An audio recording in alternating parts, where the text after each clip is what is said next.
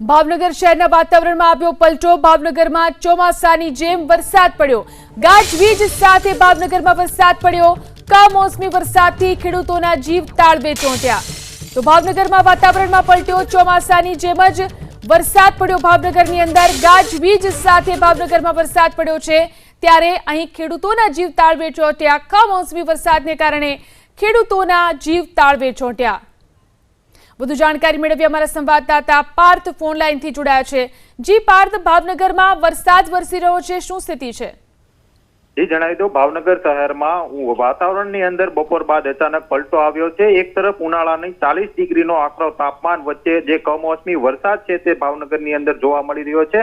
ખાસ કરીને આ જે કમોસમી વરસાદ વરસી રહ્યો છે તેના કારણે રવિ પાક એટલે કે આંબાના પાકને ખૂબ મોટું નુકસાન પહોંચી શકે છે। આ સાથે સૂકા ઘાસચારા સહિતના જે અન્ય મગફળીના વાવેતરો હોય છે કે તેમાં મોટું નુકસાન પહોંચી શકે છે, કારણ કે બપોર બાદ જે પ્રમાણે વાતાવરણમાં પલટો આવ્યો છે તેના કારણે હાલ ભાવનગર શહેરમાં ગાજવીજ સાથે વરસાદી છાંટા વરસી રહ્યા છે। તો અનેક એવા વિસ્તારો છે કે જ્યાં ચોમાસાની માફક વરસાદ છે તે વરસી રહ્યો છે। હાલ પણ બપોર બાદ આજે વાતાવરણની અંદર પલટો આવ્યો હતો અને અચાનક એકાએક વરસાદ છે તે ભાવનગર શહેરની અંદર શરૂ થઈ ચુક્યો છે, જેના કારણે ખેડૂતોની તો ચિંતા વધી છે, પરંતુ બીજી તરફ જે 40 ડિગ્રીનું તાપમાન હતું તેના વાતાવરણની અંદર એકદમ ઠંડક પ્રસરી છે। પરંતુ આજે કમોસમી વરસાદ જે વરસી રહ્યો છે તેના કારણે ખેડૂતોનો જીવ તો ચોક્કસથી તાળવે ચોંટ્યો હોય તેવું લાગી રહ્યું છે।